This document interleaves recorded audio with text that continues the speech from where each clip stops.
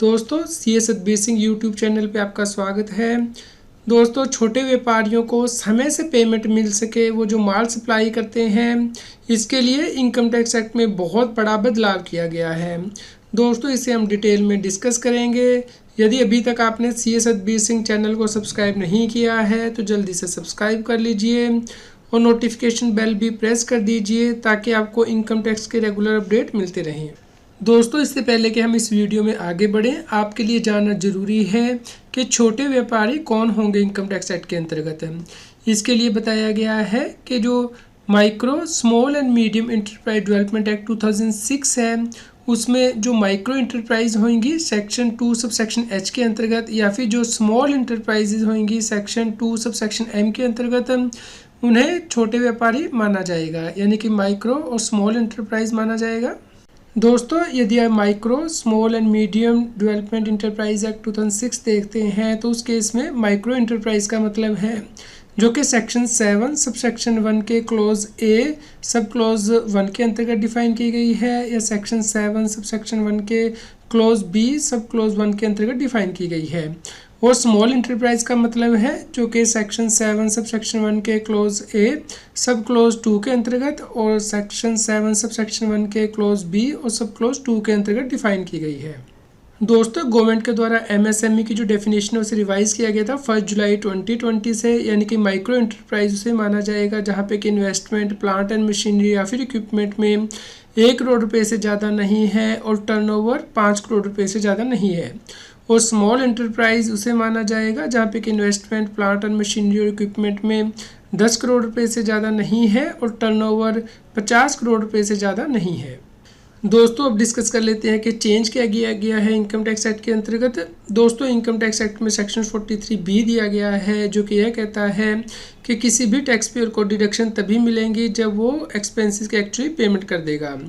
इसके अलावा इस सेक्शन में ये प्रोविज़ो भी दी गई थी कि यदि व्यक्ति इनकम टैक्स की रिटर्न को फाइल करने की ड्यू डेट तक भी एक्सपेंसेस की पेमेंट कर देगा जो कि उसने एक्रूअल बेसिस पे बुक किए थे तो उसे पेमेंट अलाउ कर दी जाएगी।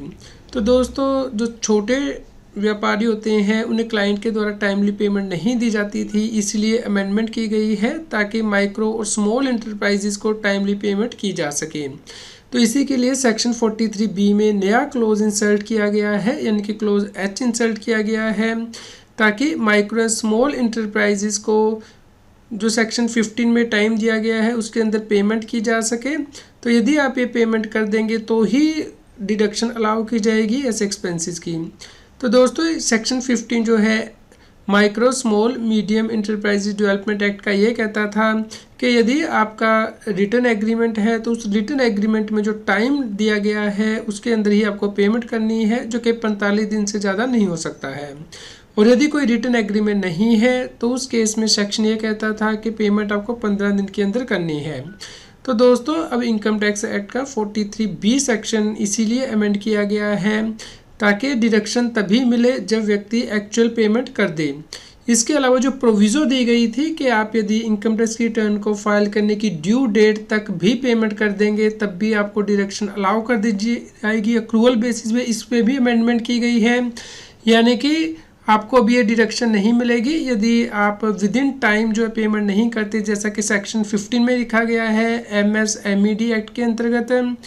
दोस्तों इस प्रकार अब यदि कोई buyer micro and small enterprise से कोई माल खरीदेगा तो उसे पेमेंट करनी होगी जैसा कि सेक्शन 50 में दिया गया है micro small and medium enterprise act के अंतर्गत। तो यदि वो ये पेमेंट नहीं करेगा तो उसे इनकम टैक्स एक्ट के अंतर्गत उस परचेजेस की डिडक्शन नहीं मिलेगी, भले ही उसने ये पेमेंट जो है इनकम टैक्स की रिटर्न को फाइल करने की ड्यू डेट से पहले कर दी है, लेकिन फिर भी उसे डिडक्शन नहीं मिलेगी, यानी कि डिडक्शन तभी मिलेगी उस साल में ही मिलेगी जब वो उसकी पेमेंट कर देगा। दोस्तों अमेंडमेंट 1 अप्रैल 2024 यानी कि assessment year 2024-25 and subsequent assessment year के लिए एप्लीकेबल होगी।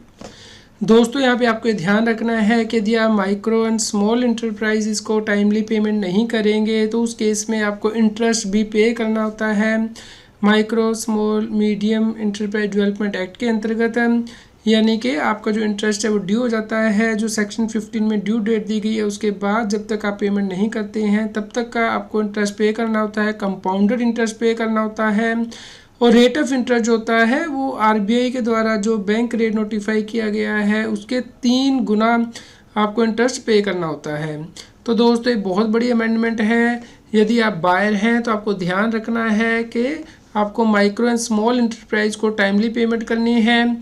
और यदि आप सप्लायर हैं तो आप के लिए बहुत अच्छी खबर है कि गवर्नमेंट ने ये अमेंडमेंट की है, क्योंकि बहुत से हमारे पास छोटे बिजनेसमैन के क्वेश्चन आते थे कि सर हमने जीएसटी में माल तो सप्लाई किया है लेकिन जो बायर है वो हमारी टाइमली पेमेंट नहीं कर रहा है, तो इसके लिए क्या किया जा सकता है। तो दोस्तों ये अब बहुत बड़ी अमेंडमेंट है जो कि इनकम टैक्स में की गई है। तो आप इसे सभी बिजनेसमैन के साथ शेयर कीजिए ताकि उन्हें अपने इस राइट का और रिस्पॉन्सिबिलिटी का ज्ञान हो सके।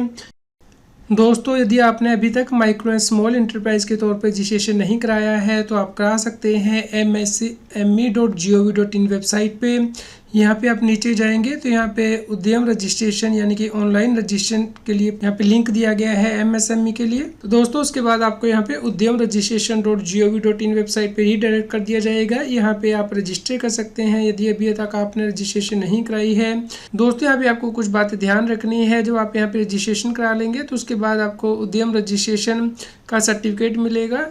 तो आप को ये सर्टिफिकेट ऑनलाइन दिया जाएगा जिसमें कि डायनेमिक QR कोड भी होगा। इस सर्टिफिकेट को आपको रिन्यू करवाने की आवश्यकता नहीं पड़ेगी, ये परमानेंट रजिस्ट्रेशन नंबर होगा।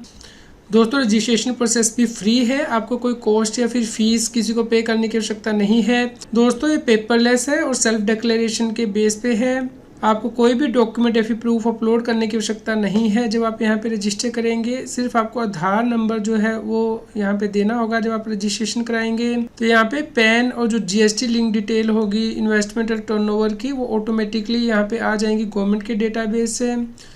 तो यहाँ ये जो पोर्टल है वो ऑलरेडी इनकम टैक्स और जीएसटी सिस्टम से लिंक किया हुआ है। दोस्तों यहाँ पे यदि आपको रजिस्ट्रेशन करनी है तो आपके पास पैन नंबर और जीएसटी नंबर होना जरूरी है।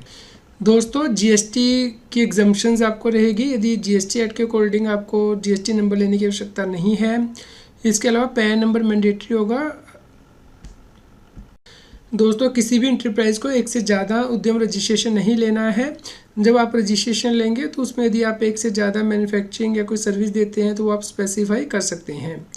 दोस्तों उम्मीद करते हैं कि आपके लिए यह न्यूज़ यूज़फुल रही होगी। कृपया लाइक करें और शेयर करें ताकि सभी बिजनेसमैन के पास ये न्यूज़ पहुंच पाए और वो इनकम टैक्स और जीएसटी की कॉम्प्लायंस कर पाएँ। रेगुलर जीएसटी और टैक्स अपडेट के लिए इस चैनल को सब्सक्राइब करें। फ्रेंड्स आप टीडीएस, इनकम टैक्स, जीएसटी और अकाउंटिंग सॉफ्टवेयर ऑडिट ट्रेल के साथ कॉम्प्लायंस आसानी से कर सकते हैं। इन सॉफ्टवेयर के डेमो देखने के लिए आप हमें मोबाइल नंबर के साथ ईमेल कर दीजिए taxil@gmail.com पर। आप हमें telegram app CA Satbir Singh Taxil पर ज्वाइन कर सकते हैं ताकि आप जीएसटी और इनकम टैक्स के रेगुलर अपडेट अपने मोबाइल पर ही प्राप्त कर सकें।